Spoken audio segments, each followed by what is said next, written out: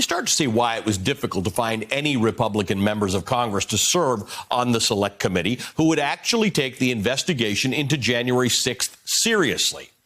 But Speaker Pelosi did find two of them, and today we got to see for the first time how those two Republican members will approach their role on this Select Committee. We cannot leave the violence of January 6th and its causes uninvestigated.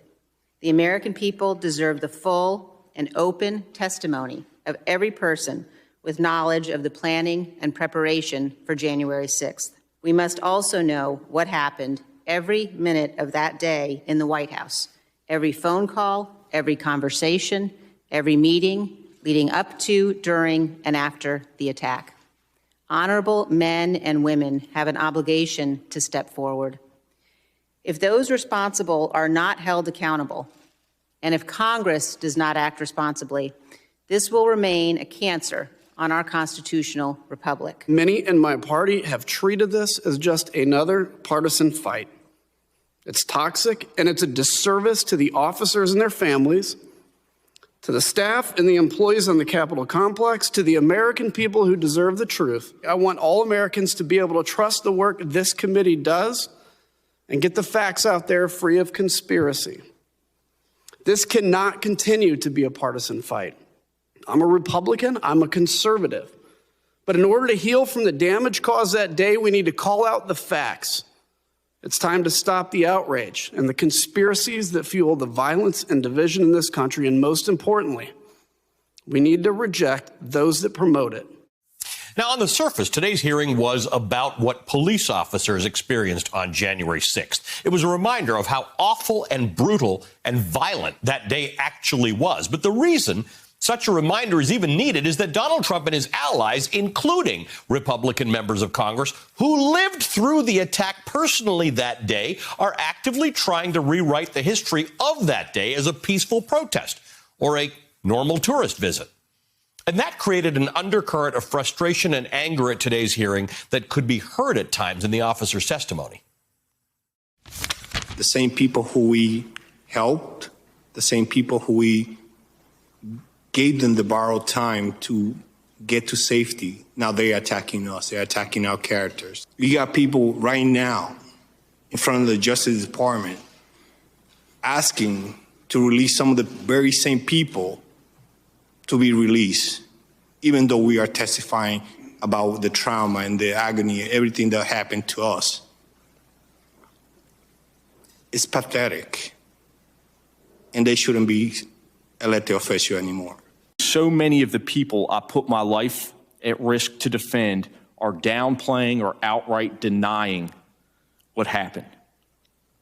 I feel like I went to hell and back to protect them and the people in this room.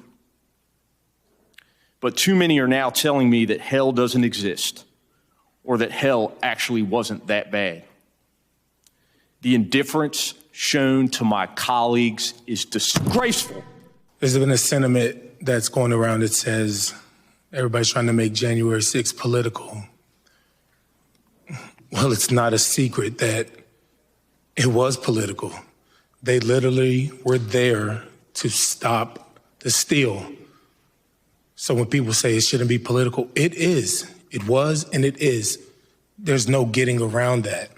That was a powerful point from Harry Dunn of the Capitol Police. If this select committee is going to perform a real investigation into January 6th, there's actually no getting around the politics of it. We have two major political parties in this country, and the people who attacked the Capitol did it to try to keep a president from one of those political parties in power. Their actions that day have been at best excused and at worst promoted by lawmakers of that same political party. And so that presents a host of uncomfortable but necessary questions for this committee to answer.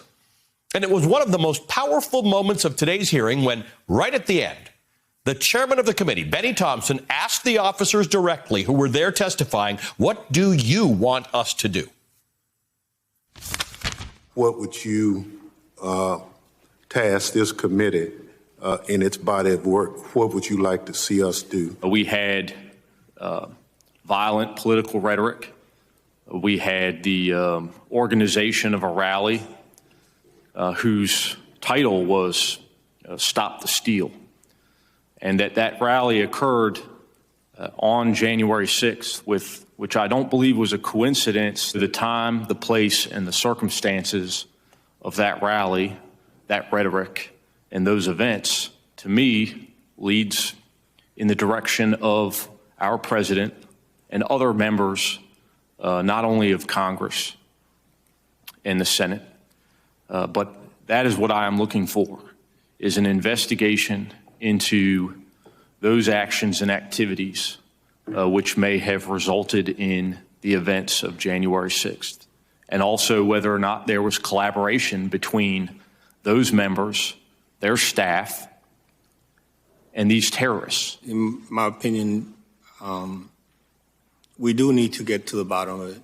Who incited, who brought those people here, why the people were made to believe that the process was rigged. I need you guys to address if anyone in power had a role in this, if anyone in power coordinated or aided or abetted or tried to downplay, tried to prevent the investigation of this terrorist attack. I use an analogy to describe what I want as a hitman. If a hitman is hired and he kills somebody, the hitman goes to jail. But not only does the hitman go to jail, but the person who hired them does. There was an attack carried out on January 6th, and a hitman sent them. I want you to get to the bottom of that.